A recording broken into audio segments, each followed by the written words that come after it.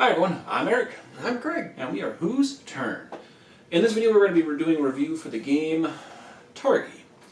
Now Targi is a two-player only game, meaning you can only play two players, obviously. As such, you will end up taking your colored tokens out and making a cross-section on the board itself, and then being able to actually activate the resources or buy the cards that it shows up on. While you're doing that, you will be doing a tableau in front of you. And depending on how you build that tableau, it is a 3x4 grid, I think? Yeah?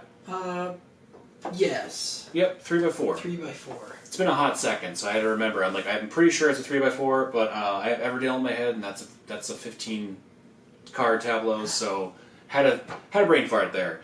3x4 grid, and when you're doing that, you can get points based on what cards you have in there, the card value itself, as well as if you have matching or mismatching cards in that. So, lots of things going on with that. It is very much a worker placement and then doing whatever it is. However, you get to choose whatever actions there are. And we'll go into that a little bit later here, but just keep that in mind that the general thing is two-player game, worker placement, and then having crisscrossing things, which is a little different. Again, go into that here in a second. First thing we're going to talk about is going to be the complexity / time commitment of the game itself. This game really isn't that long. I'd say maybe half hour, 45 minutes or so. I think we could pump this one out in about 25 minutes when we were really playing it a lot. Mm-hmm. The box states that it's like 60 minutes. I don't really see this game taking you an hour. Maybe when you're first learning it and like the first few rounds it's going to go pretty quick. The game goes until either someone builds out their whole tableau or when the robber gets all the way to the final raid, which typically in most of all of our experiences never really happened. He usually gets hardly halfway around the board before we end the game. Yeah, it's a pretty quick one.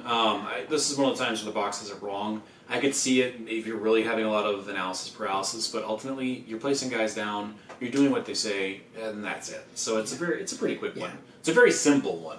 It's the learning curve. I think at first is a little up there. You'll probably lose your first game, and then you'll stand a chance. So not like an overly complex one. It is very much a rinse, lather, repeat. You'll have some advantages playing it, but for the most part, it's kind of luck. So that's really kind of the time constraints overall.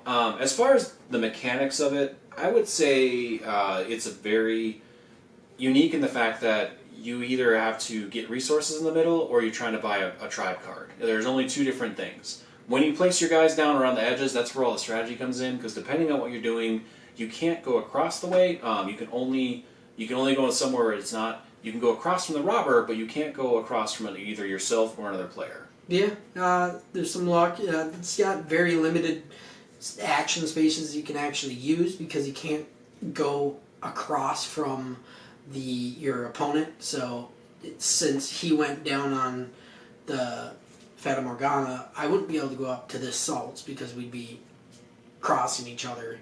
So once you get out, the last unit you put out, the last one to go, really only has like 2 options he can even choose. So you gotta kind of depict on that, and with there being limited amount of sections, there's obviously a lot of blocking in this game. Complexity of the game, it's not very complex, like you were saying. There's really only putting out 2 dudes or 3 guys, and then you get the 2 whatever is in the middle. The complexity really comes in this game when you're trying to determine what your opponent is likely trying to go for in there based on how their tableau is being built, and doing whatever you can to try and block them or uproot their strategy a little bit. Yeah, there are definitely some cards that are very, very good. So like this one has nothing in the middle there. That's only worth 3 points. This one allows them to do something. I don't quite know what that one is, but there are some that are very broken. And as such, when you see them, you either want to get them yourself or you want to block the other player from doing it, which is the most glorious thing in the world. But it's a 2-player game, so you're going to know what your other person's going to do, especially when you play it 50 times like we did. Yeah.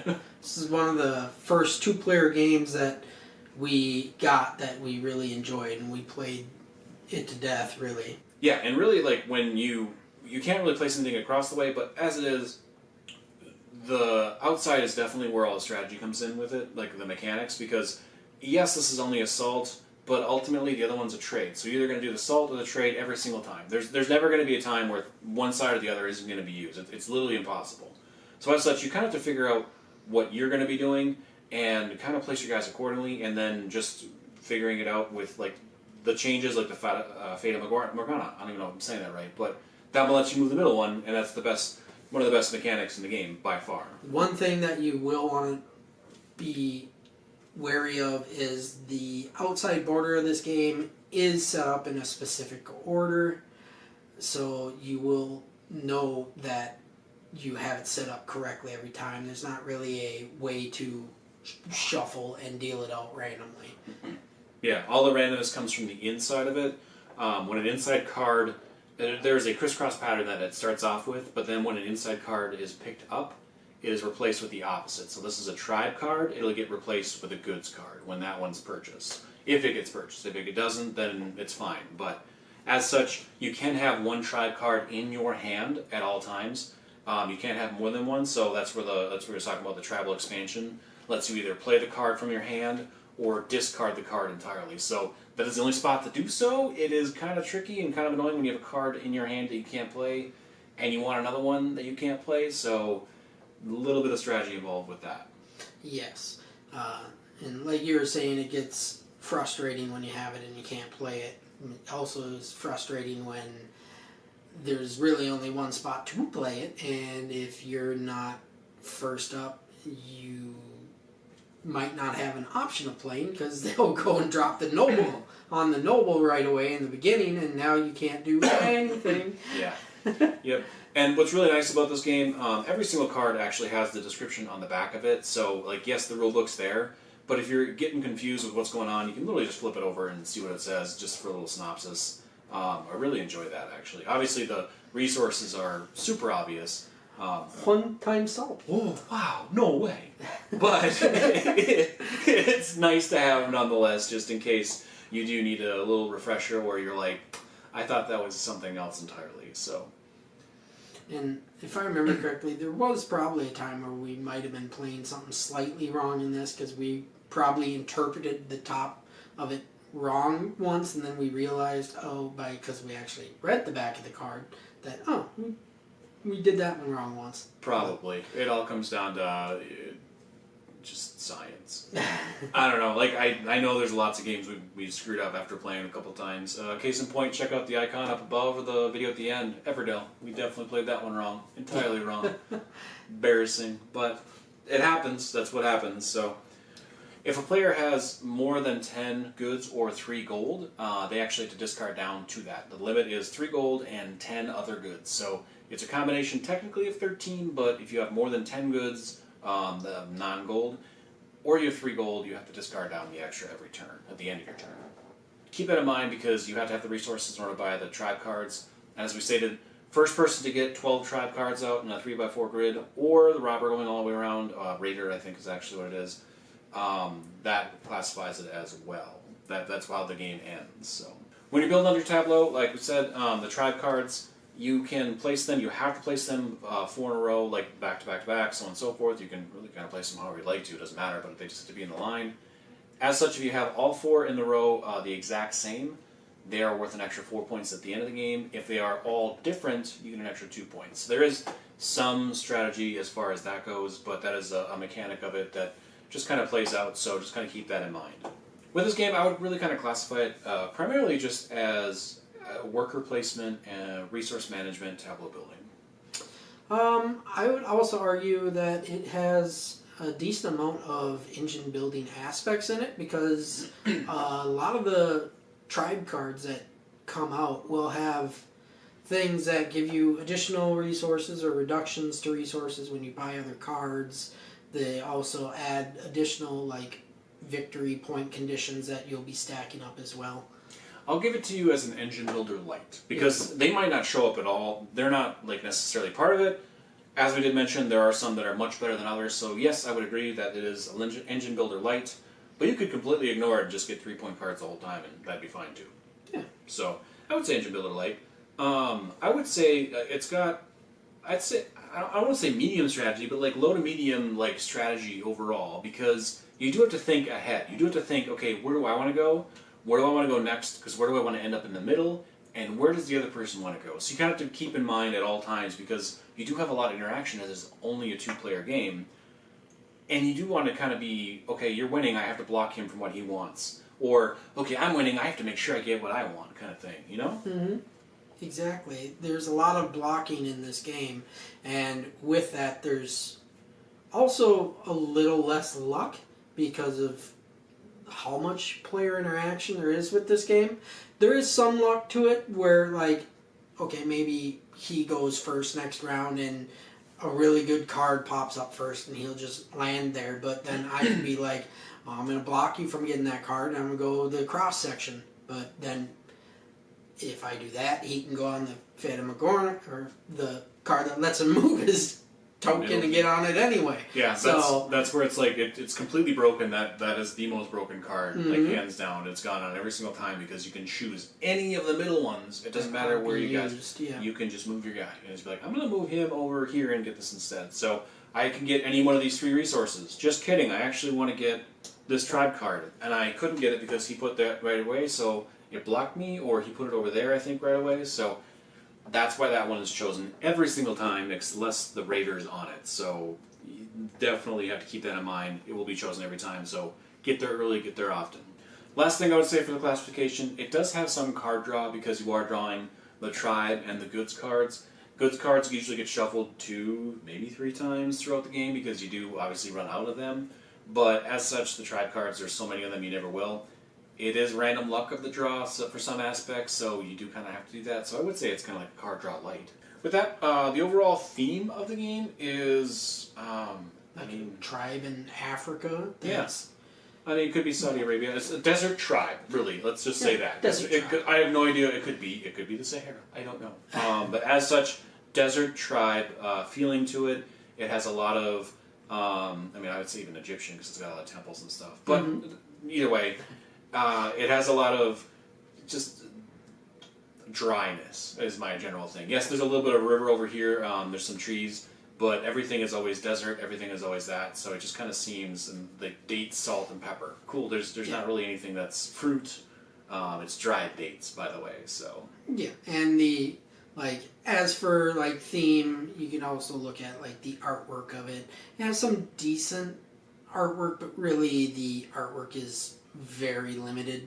There's, 5 different types of tribe, cards, and they all have the exact same art. Yeah. So art-wise, you're not buying this game for the art. It's a 2. It is literally a copy-paste mechanic. All the goods are the exact same. It's just a different variety. There's 4 different versions of the cards, so it's nothing special for the artwork. But desert tribe theme because you're a chieftain of a desert tribe. So.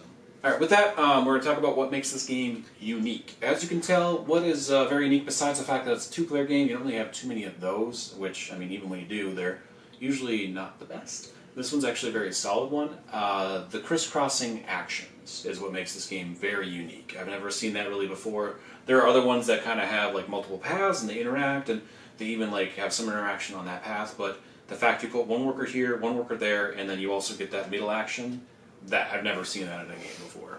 Yeah, exactly. The other thing that I've only really seen in one other game is the Raider, and that's kind of the robber-ish, and that's why we sometimes would call him the robber, because the only other game I've kind of seen a guy that kind of goes around the board and blocks you from spots is Settlers of Catan, pretty much. Yeah, and I mean that one's different. Obviously, there you're stealing resources and you can move them. Here, this is just the turn counter, and it's unique in the fact that it is both the turn counter and an active blocking point throughout the game. So, yeah, definitely think that that's very unique. Mm-hmm.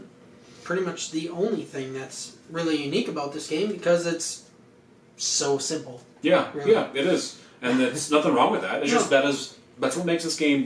Like you can't talk about Targi without saying, oh, the Raider and the fact that he moves around and everything like that, and the crisscrossing actions. It is literally the game. So, with that, we'll go right into our reviews.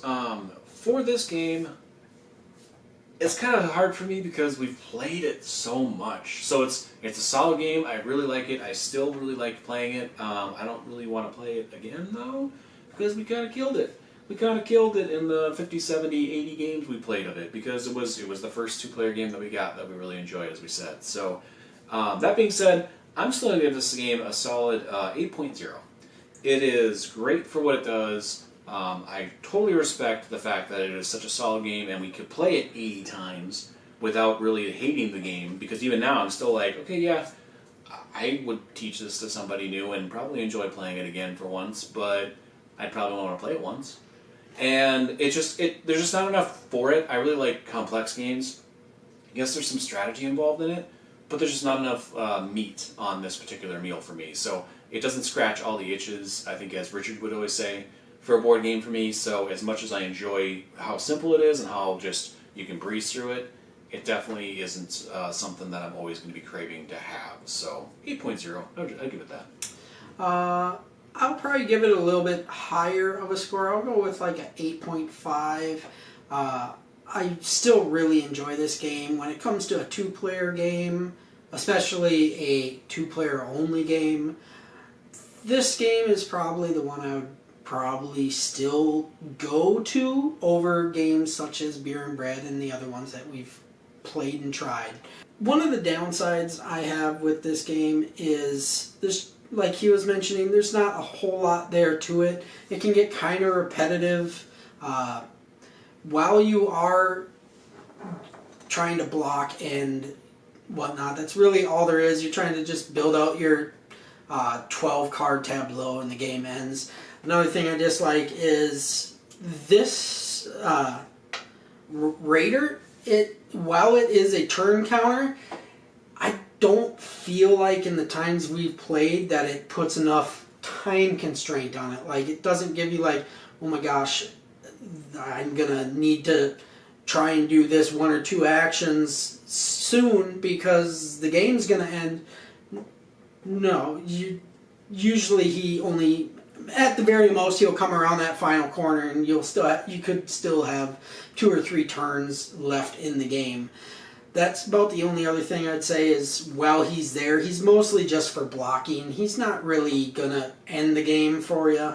So, like I was mentioning, this game is probably one of my favorite two-player only games. There is other games that I also play that are two-player, like Star Realms, that I really enjoy, but if it were to be me either playing a 4-player game just at a 2-player setting or playing like Star Realms or Targi, generally I'll want to lean towards like a Star Realms, Targi or something. Like, I'd much rather play this game than play a 2-player Splendor, in my opinion. That's a great point, because this game is made for 2 people. Those other ones are made for 2 to 4, but this one's made for 2 people. So that is a great point, that, hey, we have 2 players, this is the game we should be playing because that's the number of players we have. Not that those other games aren't great to play, it's just that this one's specifically built. There can be no more. Geared towards it. Yeah, so it's like other ones are like, okay, yeah, it's 2-4, but it plays best with 3. So it's like, really, you should be only playing with 3, this kind of thing. You know what I mean? Mm-hmm. So that's solid. I never thought of that. That is great advice. And I would agree that this is a great, solid 2-player game. Definitely up there for ones I would play. I would play Star Realms because I like the engine builder, deck builder a lot more. That is just me, my personal taste. But I still love this game. It is still a lot of fun to play. It's just, we played way too much of it. Yes, we did. We gnawed those bones clean, and there wasn't a lot on those ribs to begin with. So, and that's our review. So what do you think of the game? Have you played it? Do you enjoy it? What are your thoughts on it? Leave it in the comments down below. Is it one of your favorite 2-player games? Do you have other 2-player games that you can recommend, by the way? Because we are always looking for more games to play. Spoilers. Is there a game that is kind of like this game where they have crossing intersections to like pick your cards and whatever, like a 2-player or even more than that? Because I do enjoy the aspect of this where how you're kind of playing it out, but I have never really seen it in other games. If you have a recommendation of a game that kind of is like this, let us know, because I'd really like to try it out. Yeah, definitely. We always recommend all our recommendations. We actually have 2 that I have to look up and see if it's going to be something that we're viable for. But let us know. If you like the video, go ahead and give it a like. If you want to follow us on the board game journey, we make reviews of board games, more than just 2 players, by the way, as well as how to play and set up all the games, and just content about board games. That's kind of what we make. So if that's your jelly and jam, consider subscribing. That'd really help us out. We really appreciate that. Otherwise, thank you all for watching. I've been Eric. And I'm Craig. And we are Who's Targi?